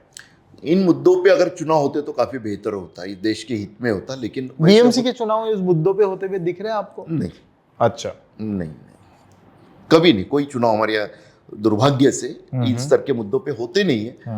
हालांकि एक है, देखिए कि ये पहला चुनाव ऐसा होगा उद्धव ठाकरे के लिए कि उनकी परीक्षा की घड़ी होगी। वैसे अस्तित्व की लड़ाई है। 2007 का मनपा चुनाव भी उनके लिए काफी मुश्किल था, क्योंकि राज ठाकरे अलग हुए थे, अलग से लड़ रहे थे। लेकिन उस समय की स्थिति और आज की स्थिति में परिवर्तन, फर्क ये है कि उस समय शिवसेना के 2 फाड़ नहीं हुए थे, इस बार हुए हैं। उन्होंने जो अपने बलबूते पे पार्षद चुन के लाए थे, उसमें से ज्यादातर आधे जा चुके हैं, शिंदे के साथ गए हुए। हालांकि शिवसेना एक अलग पार्टी है, विधायक जाए पार्षद जाए तो उतना फर्क नहीं होता, ऐसा कहा जाता है। लेकिन इस बार के विधानसभा चुनाव ने उस धारणा को भी तोड़ दिया, और शिंदे जी के साथ जो गए थे उनमें से कुछ अपवाद छोड़कर कई लोग फिर से एक बार चुनकर भी आए हैं। मैक्सिमम लोग चुन के तो इस स्थिति में हमें ये भी अलर्ट कहना अभी होना पुरानी बातों को कि देखो जो शिवसेना छोड़ा उसको लोगों ने तोड़ा, ये नहीं हो सकता। इसलिए ये मनपा चुनाव काफी परीक्षा का रहेगा। हालांकि पता नहीं, क्योंकि देखिए क्या 20 जगह अगर- 20 सीट में से शिवसेना की 10 सीट तो बीएमसी से आई है। Right. 10 सीट यानी 60 सीट्स पर विधानसभा के प्रभाव होता है। तो देखते हैं क्या अगर शिवसेना बीएमसी, उद्धव ठाकरे शिवसेना जो है वो बीएमसी के चुनाव हार जाती है, उनकी सीट बहुत कम आती है, तो क्या ये उनके लिए वाइंड अप गेम होगा, पावर से लेकर हर चीज में? वाइंड अप तो मैंने कहा ना कि राइट ऑफ नहीं किया जा सकता, और इतना भी बुरा हाल नहीं होगा कि एकदम ही कुछ नहीं, क्योंकि यहाँ पे अभी भी उनका संगठन सबसे मजबूत हुई है मुंबई में। ओके। वहाँ पे उनकी पकड़ अभी भी है। 10 एमएलए आए ना, कम संख्या नहीं है, एमपी है उनके पास। और पहली बार ऐसा हुआ है कि ये भी देखो, ये सीट भी वैसे उन्होंने जीती थी, हाँ, ये जो 48 वाइकर, अमोल कीर्तिकर वाले बहुत बड़ी वो गेम तो हो गया। हाँ, पता नहीं क्या गेम था वो। कह नहीं सकते, यानी उसको कैमरे के सामने हाँ, कहना उचित नहीं होगा। हाँ, लेकिन ये है कि आपको लगता नहीं है कि पूरी नहीं, तरह लगता से नहीं। वाइंड अप नहीं होगा शिवसेना का नहीं, गेम? नहीं होगा, उस तरह से नहीं होगा। मतलब कुछ तो सीट आएगी जरूर। ठीक ठाक आएगी, एकदम भी खराब नहीं होगा। क्या क्या क्या आपको देखिए, लगता है कि इतना सब कुछ होने के बावजूद कांग्रेस सबसे ज्यादा सीटें लड़ रही थी, 16 पे सिमट गई। शरद पवार इतना बड़ा हवा बनाए थे, स्ट्राइक रेट कितना ज्यादा बता रहे थे, वो 10 पे सिमट गए। उस स्थिति में इन्होंने 20 लाना अच्छा है उनका। वैसे मतलब इन्होंने अपना मैनेज करके रखा। हाँ, मुझे एक बात बताइए, अगर गिवन अ चांस सब कुछ रिवर्स करके उद्धव जी को अगर ये डिसीजन वापस लेना होगा, फॉर एग्जांपल अगर ये मोमेंट को रिवर्स कर दिया जाए और उद्धव जी उसी पॉइंट पे हो जब सीट शेयरिंग की बात हो रही हो, तो क्या उद्धव जी वापस कांग्रेस के साथ जाना प्रेफर करेंगे अपने डिसीजन कौन को? से इसमें आप 2014 की बात करते हो? 14 ना? नहीं 14 नहीं, अभी जो 2.5 साल जो कांग्रेस के साथ जाके बैठे थे 2019 ना? नहीं, मुझे नहीं लगता फिर वैसे होगा। He will not take that risk. अभी नहीं, अनुभव के आधार पे नहीं, क्योंकि उनको अभी विधानसभा चुनाव के समय कांग्रेस क्या है शरद पवार के समझ में आ गया होगा। क्योंकि वो उनकी एक पार्टी जिंदा थी और उनकी पार्टी को सबसे ज्यादा डैमेज हुआ, और जो 2 मुर्दा पार्टी थी वो जिंदा हो गई, क्योंकि उनको वो तो सो रहे थे। कांग्रेस का देखिए, कांग्रेस का कैसे रहता है मालूम है, उनका अपना एक वोट बैंक होता ही होता है। कांग्रेस के नेता मर जाते हैं, मरियल हो जाते हैं, लेकिन उनका वोट बैंक लोगों में उनका एक अपना ही रहता है। बहुत पुरानी पार्टी है ना, पुरानी, और उन्होंने इसलिए 65 साल वापस राज किया वही है। आता है कि विचारधारा वाली बात आती है। देखिए, पार्टियां विचारों पे चलती, लोग लाइक डिसलाइक विचारों पे करते हैं। मैं किसी से बात कर रहा था, तो मैंने उनको पूछा, अरे आप लोग एक्टिव नहीं हो, मतलब मैंने कहा बीजेपी के लीडर्स को फोन करो ना तो फोन उठा के बात करते हैं, कांग्रेस के लीडर तो बात भी नहीं करते। मतलब आप लोगों सरकार वकार में आने, बोले अरे सर अब तो 65 साल राज कर लिया, थोड़े दिन खेलने दो इन लोगों को, वापस तो हम ही आएंगे ना एंटी इनकम्बेंसी के बाद। ये जरा ओवर कॉन्फिडेंस रहा। तो आपको क्या लगता है कि जैसी अगर बीजेपी में एंटी इनकम्बेंसी होती है या लोगों का मूड चेंज और होता है, तो क्या कांग्रेस ही एक पर्याय बचता है लोगों के पास? अब पूरे देश के तौर पे तो नहीं कह सकते वैसा, वो जमाना गया। देखिए बीजेपी कांग्रेस वापस से 100 के ऊपर आ गई, मतलब नहीं, यानी मैं एलएस की बात मैं ये कर बात रहा हूं करता हूँ या 272 वाली बात करता हूँ, अपनी क्षमता पे नहीं। इंडिया अलायंस बनकर अगर कांग्रेस काम करेगी तो आ सकती है, अकेले के बल। आज भी कांग्रेस मतलब इनके साथ एंटी इनकम्बेंसी हुई तो फिर कांग्रेस बड़ी पार्टी बन के आ सकती है, अलायंस में तो लड़ेंगी ऑफ कोर्स। देखिए, अगर भाजपा 272 के बजाय 240 पे सिमट जाती है, 302 थे उनके पास, 303 से उनके अगर 60 और 63 सांसद कम हो गए, मोदी जी के नेतृत्व में ही कम हुए ना, और करवाने वाली कांग्रेस और बाकी पार्टियां थी। असंभव कुछ नहीं होता राजनीति में। इस समय हुआ ना 2024 में, किसको लगा था कि मोदी, सब तो 400 पार की बात कर रहे थे और ये तो 240 पे अटक गए, यानी उनके लक्ष्य से 160 आपको लगा था ये 400 पार नहीं करेंगे? आपकी कैलकुलेशन महाराष्ट्र में दिख रहा था कि 30 तक एमवीए रहेगी। महाराष्ट्र में बढ़ गई थी ना एंटी देश इनकम्बेंसी के लिए। में देश में इतना मिलेगा ये तो नहीं था, लेकिन अपना कम से कम वजूद बनाए रखेगी। बट 300। महाराष्ट्र में बिकॉज ऑफ आरएसएस उनकी सीट्स कम आई ना। नहीं, आरएसएस तो पूरे देश में है। नहीं, आरएसएस ने यहाँ काम नहीं किया, आपने बताया नहीं था नहीं ना? वो तो महाराष्ट्र की बात करे थे, उस संदर्भ में मैंने कहा था। लेकिन अगर एमपी में 28 नहीं मिलती तो लग जाती, तो सत्ता में नहीं आते। क्योंकि एमपी में इनको वोट्स का फायदा वो ट्रिपल तलाक और उसकी वजह से हुआ, क्योंकि मुस्लिम्स वोट भी काफी पड़े इस बार। लाडली बहन, लाडली बहन और इवन ट्रिपल तलाक की वजह से उनको मुस्लिम्स वोट, और वही लाडली बहन का फायदा उन्होंने महाराष्ट्र में उठाया, लाड़की बहन बोल के। वही सेम स्कीम है ना। ट्रिपल तलाक का इनको कितना फायदा मिला होगा, इस पे मुझे शक है। अच्छा, नहीं मिला होगा ऐसा नहीं कह रहा हूँ मैं, क्योंकि दिक्कत तो ही होती है ना कि हमारे यहाँ पे वोट देते समय कई बार जो सोचा जाता है उतना, ये जो बताते हैं उस तरह से होता नहीं ना।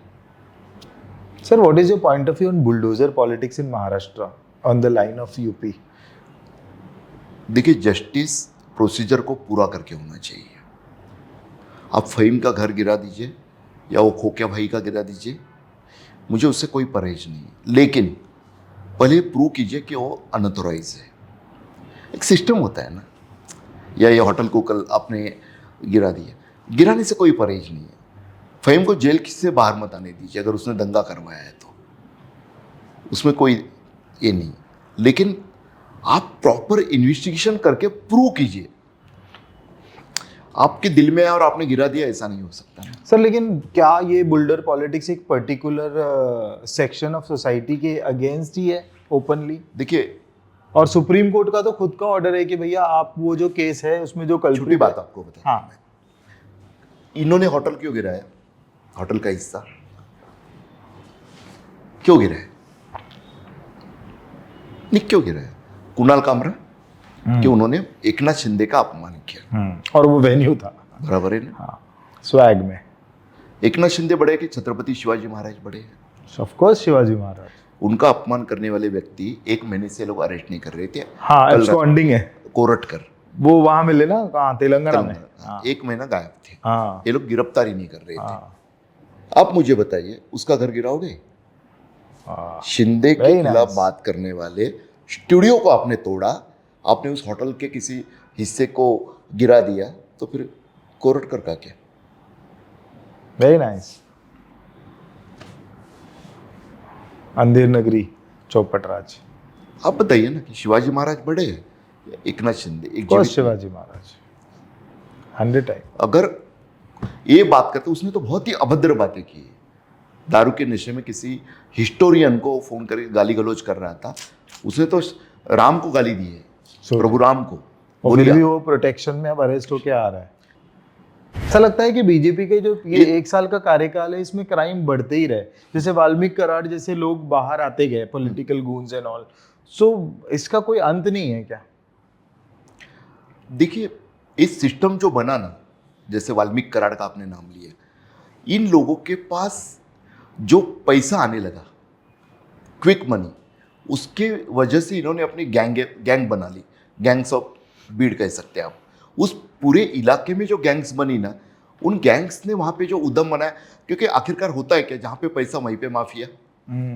मुंबई माफिया का केंद्र क्यों होता? क्योंकि यहाँ पे पैसा है, नहीं तो क्यों माफिया आते? राइट। तो पैसे के बिना माफिया कभी नहीं हो सकते। तो वहाँ पे पैसे की राजनीति जो हो रही थी और राजनीति से पैसा जो कमाया जा रहा था, उस पूरे एक जो सर्कल, विशेष सर्कल बना था, उसमें वाल्मीकि कराड़ एक बड़ा प्लेयर बना, क्योंकि वहाँ के राजनेताओं के लिए वो सबसे अहम भूमिका प्ले कर रहा था। ये इस बात को अगर आप ध्यान में रखोगे कि पैसा किस में से आ रहा था, वहाँ पे पावर स्टेशन है, कोयले का काम चलता है, उसकी जो ऐश बनती है उसका भाव बढ़ते गया तो उसको उसमें लूटपाट मच गई कॉन्ट्रैक्ट के डील में, वहाँ पे ईंट भट्टियों का कारोबार उस ऐश से चालू हो गया। यानी पूरा पैसा आखिरकार हर चीज के पीछे, और सबको पहुंच रहा था, सबको मिल रहा था। एक तरह से वैसा कहा जा सकता है, क्योंकि नहीं तो वाल्मीकि कराड़ को क्यों इतना प्रोटेक्ट किया गया? हाँ, क्योंकि उनको पता है कि वजह क्या है? हाँ, अगर इसको फोर्स करेंगे तो ये हमारे भी राज खोल देगा। There could be a good chance ना। बिल्कुल ना, कोरटकर के साथ भी वो हो सकता है कि उसी तरह से अगर कोई सोचे कि कई सरकारी अधिकारियों के साथ कोरटकर का नाम जुड़ा जाता है, नेताओं के साथ जुड़ा जाता है, कि राज खुलने वाली जो बात होती है उस चक्कर में तो कुछ हुआ नहीं है। ये भी आपने जो कहा वाल्मीकि कराड़ के बारे में, हर इस तरह के अपराधी को लेकर, जिसके ऊपर आरोप लगते हैं, उस व्यक्ति को लेकर यही होता है कि किसी का इंटरेस्ट या किसी को डर, इन दोनों में से कुछ तो एक बात होती है। So that's all for the day. और मुझे लगता है कि महाराष्ट्र की पॉलिटिक्स में जो है जिस हद तक चीज़ें जा रही है, जहां शिवाजी महाराज पे कमेंट होते हैं और लोगों का कोई रिवर्टल नहीं होता है, और एकनाथ शिंदे पे जो कटाक्ष होता है उसके ऊपर जो है होटल तोड़ दिए जाते हैं और कुणाल कामरा को जान से मारने की धमकी दी जाती है, तो मुझे लग रहा है कि महाराष्ट्र जो है वो अपनी संस्कृति को छोड़ के वो लेफ्ट राइट के भी परे जा रहा है। शायद हम यूपी बिहार से भी अलग जा रहे हैं, क्योंकि एक वक्त ऐसा होता था यूपी बिहार में जो है बाहुबलीज होते थे। क्या महाराष्ट्र में भी वाल्मीकि कराड़ जैसे लोग बाहुबली का चेहरा बन के बाहर आ रहे हैं? मुझे कमेंट में लिख के जरूर बताइए कि क्या कुणाल कामरा को अरेस्ट होना चाहिए, क्योंकि शायद कुणाल कामरा के अरेस्ट होने से पहले ही उसको डोनेशन आने शुरू हो गए फॉर बेल। तो मुझे लगता है कि ये महाराष्ट्र गवर्नमेंट की बहुत बड़ी किरकिरी है, और मुझे लगता है महाराष्ट्र गवर्नमेंट को डेवलपमेंट की बात करना चाहिए, एजुकेशन की बात करना चाहिए, जॉब्स की बात करना चाहिए। और जो है इवन मोदी जी ने भी बोला था कि लोकतंत्र के लिए आलोचना होनी बड़ी जरूरी है, इंपॉर्टेंट है। तो मुझे लगता है कि ये सरकार को याद करना चाहिए। एंड जिस तरह से तुलसी जी आपने बेबाक होकर सारी बातें की, इसके लिए आपका बहुत बहुत धन्यवाद। Thank you so much for coming on Be Blunt podcast.